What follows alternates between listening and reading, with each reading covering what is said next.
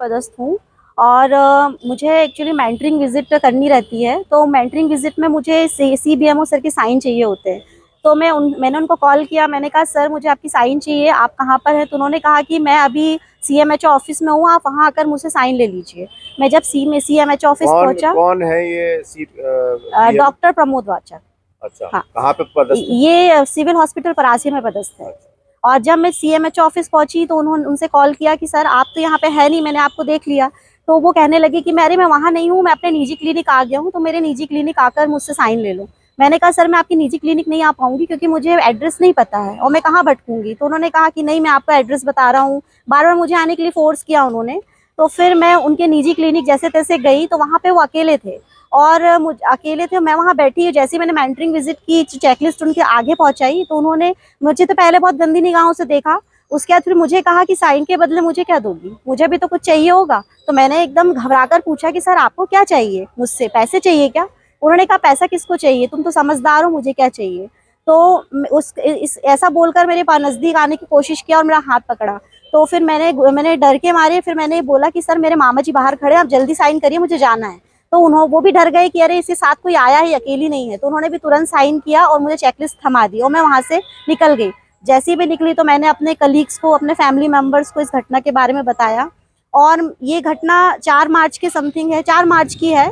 और मैंने इसलिए ये नहीं बताया कि मैं डर गई थी कहीं ना कहीं कि अगर मैं इनके खिलाफ कुछ बोलती हूँ तो हो सकता है आगे चलकर मुझे मानसिक प्रताड़ित करेंगे, मेरी सैलरी रुकवाने की भी धमकी देते थे ये। और मैं अभी रिसेंटली ये हुआ है कि अभी वैशाली मैम जो है हमारी डॉक्टर वैशाली, उनके साथ भी यही हुआ है। तो जो हमारी डॉक्टर है उनके साथ भी यही हुआ।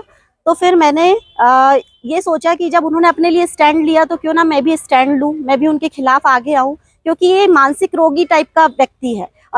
और कोई भी शिकायत हुई है क्या उसके खिलाफ? हाँ, उसके खिलाफ पूर्व में भी शिकायत हुई थी पर ये कोर्ट से स्टे लेकर आ जाते हैं और फिर से हम लोगों के ऊपर मतलब इस तरह से करते हैं ये हरकतें। और अभी भी रिसेंटली घटना हुई है उनके खिलाफ, परासिया में भी एफआईआर हुई है।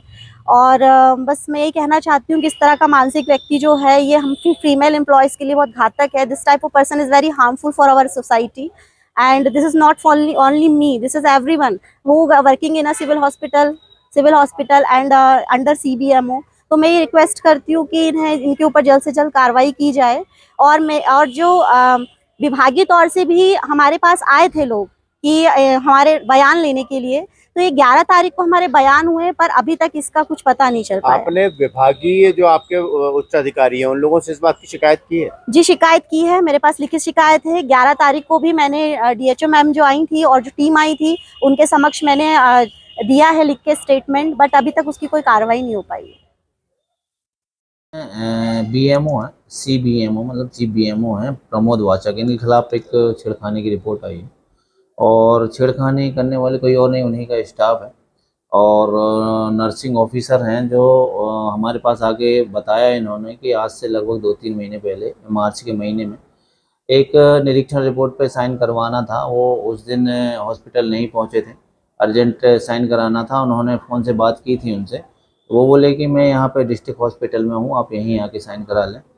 और जब ये डिस्ट्रिक्ट हॉस्पिटल पहुंची तो वो फिर अपने प्राइवेट क्लिनिक पहुंच गए और इनको फ़ोन लगा के ये बोला कि आप प्राइवेट क्लिनिक ही आ जाएं। तो इन्होंने अपनी असमर्थता भी दिखाई कि प्राइवेट क्लिनिक मैंने देखी नहीं हूँ, आप यहीं आ जाइए। किंतु उन्होंने इनको फोर्स किया कि आप वहीं आइए। जब ये प्राइवेट क्लिनिक पहुँचती हैं तो वहाँ पर उन्होंने अपने चैम्बर में बुलाया और साइन करते करते इनके साथ बुरी नीयत से उन्होंने कुछ बातचीत भी की और इनका हाथ पकड़ने की कोशिश करने लगे। और ये घबराहट इनको घबरा गई और फिर एकदम से वहाँ से भागी। और उन्होंने बताया कि मेरे मामा भी हैं, तो वो भी फिर उसके बाद ज़्यादा संघर्ष नहीं किया उसने और ये जल्दी से वहाँ से भाग के आई। और अंदर ही अंदर इनके अंदर घुटन होने लगी कि ये क्या हो गया उनके साथ, हिम्मत जुटा नहीं पा रही थी। फिर इन्होंने बताया कि कुछ दिन पहले, 3-4 दिन पहले